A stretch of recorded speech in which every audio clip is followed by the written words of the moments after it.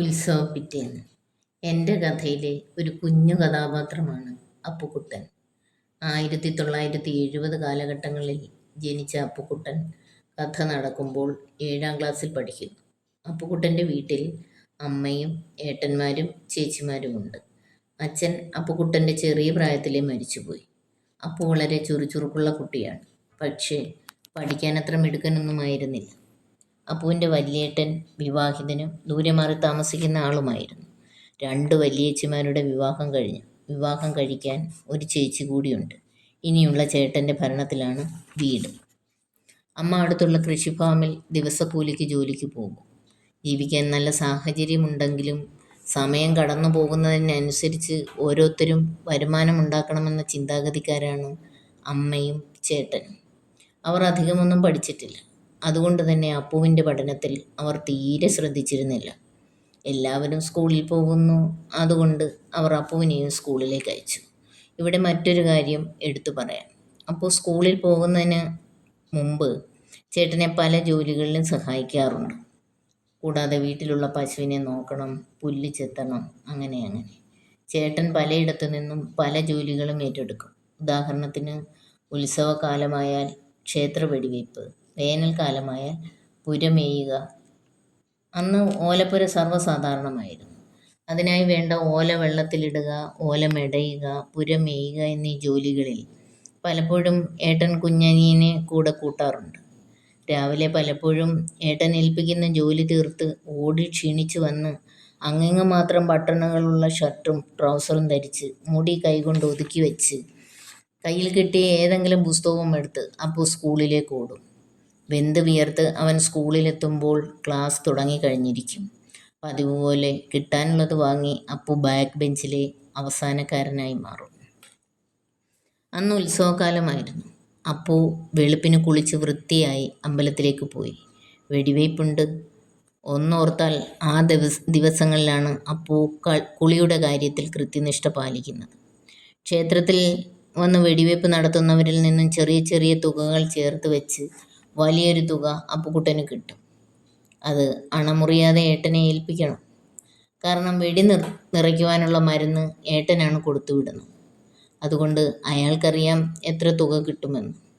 കൂടാതെ കുട്ടിയാണെന്ന പരിഗണനയിൽ സന്തോഷത്തോടെ ചിലർ നൽകുന്ന നാണയത്തൊട്ടുകൾ ട്രൗസറിൻ്റെ പടികേറി അതിൽ കുത്തിത്തിരുകും.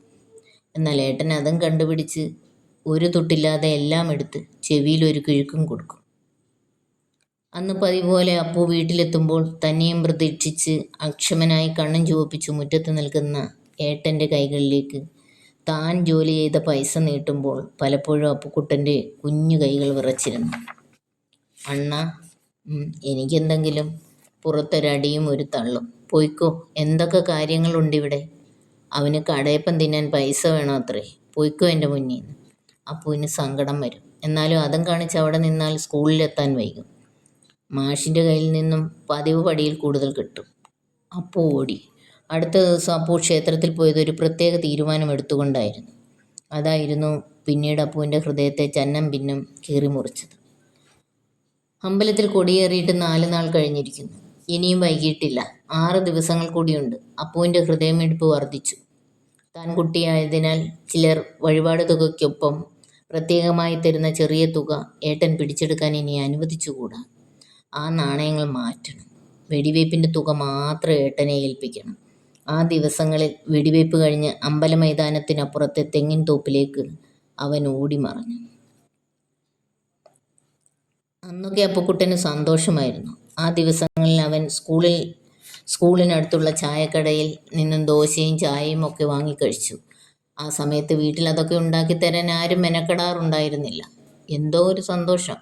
താൻ അധ്വാനിച്ച തുക കൊണ്ട് ആദ്യമായി സ്വന്തമായി ആർഭാടം കാണിച്ച സന്തോഷം അവൻ ആവോളം ആസ്വദിച്ചു.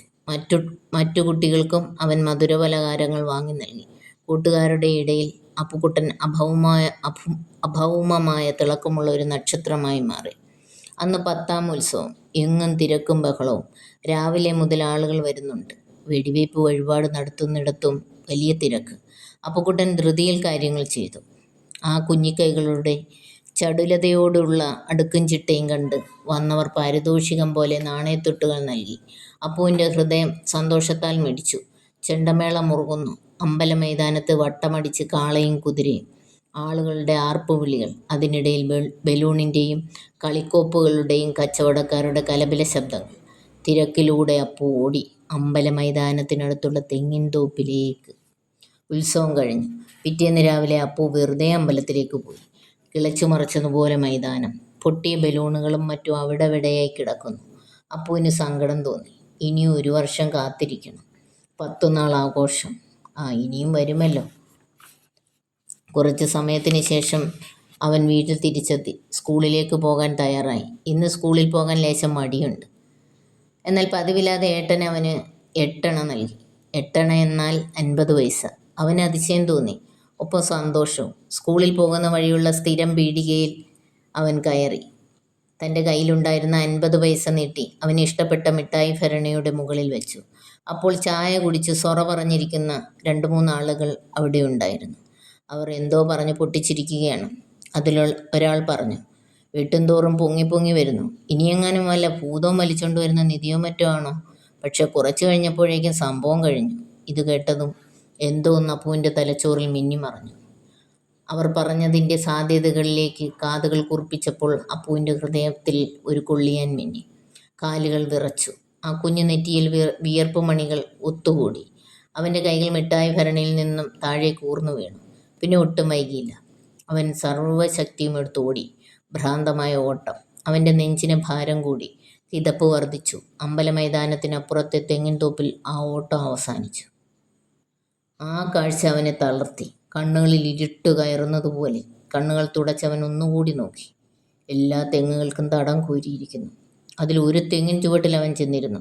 ഭ്രാന്തമായ ആവേശത്തിൽ ആ തടത്തിൽ പലതവണ മാന്തി വീണ്ടും വീണ്ടും മാന്തി. പോയി, എല്ലാം പോയി. അവൻ തല കുമ്പിട്ട് അവിടെ തന്നെ ഇരുന്നു. അവനിൽ നിന്നും ഒരു നേർത്ത തേങ്ങൽ. അവൻ്റെ നെറ്റിത്തടത്തിൽ വിയർപ്പുമണികൾ ഒത്തുകൂടി. തെങ്ങിൻ തടത്തിൽ അവ ഇറ്റിറ്റു വീണു.